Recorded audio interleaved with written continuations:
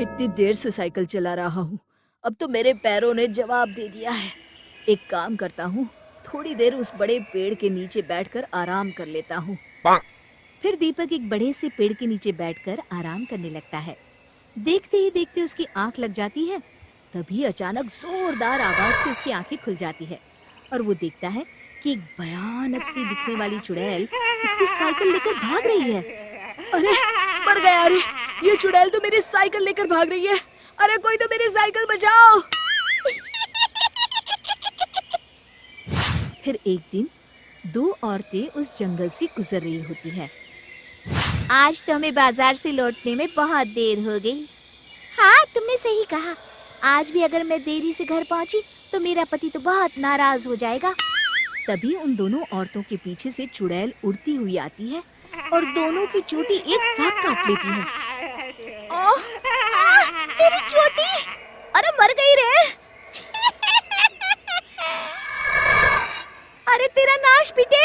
हमारी चोटी काट कर ले गई। अब तो हम किसी को मुंह दिखाने लायक नहीं रहे। तेरा सत्यानाश हो! देखते ही देखते गांव में उस चुड़ैल का डर चारों ओर फैल जाता है। एक दिन रमेश अपनी पत्नी के साथ उस जंगल से गुजरते हुए अपनी पत्नी से कहता है, अरे भाग्यवान, क्या कर रही हो? जरा जल्दी जल्दी पैर चलाओ, रात होने से पहले हमें गांव पहुंचना है। और कितनी तेज चलूं जी? आप तो हर वक्त बस मुझे डांटते ही रहते हैं। तभी वो चुड़ैल उड़ती हुई आती है और रमेश के बाल पकड़कर हवा में उसे उड़ा कर ले जाती है। अरे मर गया रे! अरे चुड़ैल तो मुझे कहाँ लिए जा रही है? अरे कोई तो बचाओ रे! हाय, मेरे पति को चुड़ैल उठा कर ले जा रही है। कोई मेरे पति को बचाओ! चुड़ैल की रोज रोज की इन हरकतों से तंग आकर एक दिन सभी गांव वाले इस समस्या से छुटकारा पाने के लिए मुखिया जी के घर पहुंचते हैं। अरे मुखिया जी, बाहर आइए! तभी मुखिया घर से बाहर आते हैं। अरे क्या बात है भाइयों, आप सभी गांव वाले यहाँ एक साथ क्यों आए हैं? तभी विमला कहती है, अरे क्या बताऊं मुखिया जी, उस जंगल वाली चुड़ैल ने तो मेरी चोटी काट ली। अरे क्या बताऊं मुखिया जी, वो चुड़ैल तो मेरी नई साइकिल लेकर 9-2-11 हो गई। तभी रमेश की पत्नी कहती है, अरे ये तो कुछ भी नहीं है, वो चुड़ैल तो मेरे पति को ही उड़ा कर ले गई। तभी मुखिया कहते हैं, अब आप लोगों से क्या छुपाऊं, वो नाश पीटी चुड़ैल मेरे सर की पगड़ी उड़ा कर ले गई है। मैं भी जंगल से जा रहा था, तभी चुड़ैल उड़ती हुई आई। अब ये पगड़ी मैं पहनूंगी। अरे अरे मेरे पगड़ी! फिर मुखिया जी उदास होकर कहते हैं, मेरी तो कुछ समझ में नहीं आ रहा कि उस चुड़ैल से कैसे छुटकारा पाया जाए।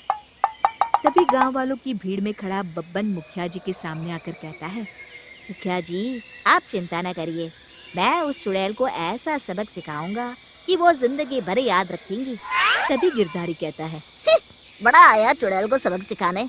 बेटा, अभी तुम्हारा बाला उस चुड़ैल से पड़ा नहीं है। अरे बड़ी बड़ी बातें करना तो आसान है, कुछ करके दिखाओ तुम माने। तो ठीक है, कल मैं अकेला जंगल में जाऊंगा और उस चुड़ैल का किस्सा हमेशा के लिए खत्म कर दूंगा। फिर अगले दिन बब्बन उस जंगल में पहुंच जाता है और चुड़ैल को आवाज देने लगता है, अरे चुड़ैल दीदी, कहाँ हो तुम? मैं तुम्हारे लिए खुशखबरी लाया हूँ। तभी चुड़ैल बब्बन के सामने आ जाती है। आज पहली बार कोई इंसान मुझे ढूंढता हुआ इस जंगल में आया है। अरे तू कहाँ से आया है और मेरे लिए क्या खुशखबरी लाया है? मेरा नाम बब्बन है और मैं चुड़ैलों के राजमहल से आया हूँ।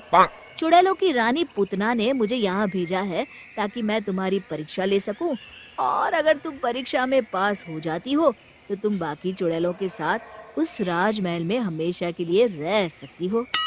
चुड़ैल खुश होकर कहती है, क्या तू सच कह रहा है? मुझे चुड़ैलों के राजमहल में रहने का मौका मिलेगा? अरे अगर ऐसा हो गया तो मजा आ जाएगा। वैसे भी मैं इस जंगल से तंग आ चुकी हूँ। हाँ हाँ, तुम्हें राजमहल में रहने का मौका मिलेगा। चलो पहले मेरे कुछ सवालों का जवाब दो। सबसे पहले ये बताओ कि तुम्हारे अंदर क्या क्या शक्तियाँ हैं और तुम उनसे क्या क्या कर सकती हो?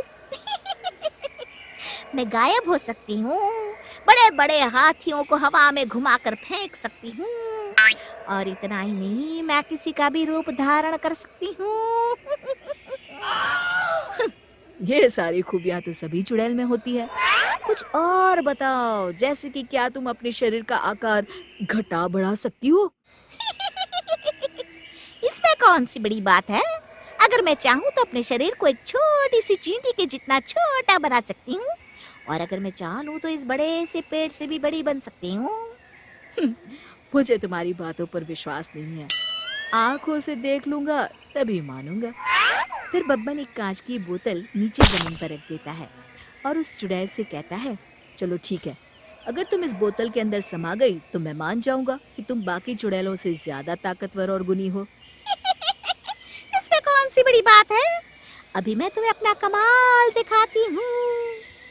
फिर देखते ही देखते वो चुड़ैल अपने शरीर को छोटा करके जमीन पर रखी बोतल के अंदर चली जाती है। तभी बब्बन जल्दी से उस बोतल का मुंह ढक्कन से बंद कर देता है। अरे अरे चालाक आदमी, ये क्या किया तूने? बड़ी आई थी राजमहल में रहने वाली। अरे चुड़ैल, आज से ये कांच की बोतल ही तेरा राजमहल है। फिर बब्बन उस बोतल को ले जाकर बहती हुई नदी में फेंक देता है और इस तरह बब्बन अपनी होशियारी से उस चुड़ैल को सबक सिखाता है। शिक्षा, हिम्मत और होशियारी से दुनिया की बड़ी से बड़ी समस्या पर विजय प्राप्त की जा सकती है। दोस्तों, हमें उम्मीद है कि आपको हमारी ये कहानी पसंद आई होगी। कृपया हमारे चैनल को सब्सक्राइब करें और सभी अपडेट्स के लिए बेल आइकन जरूर दबाएं। और हाँ, वीडियो लाइक और शेयर करना मत भूलिएगा। Bye bye.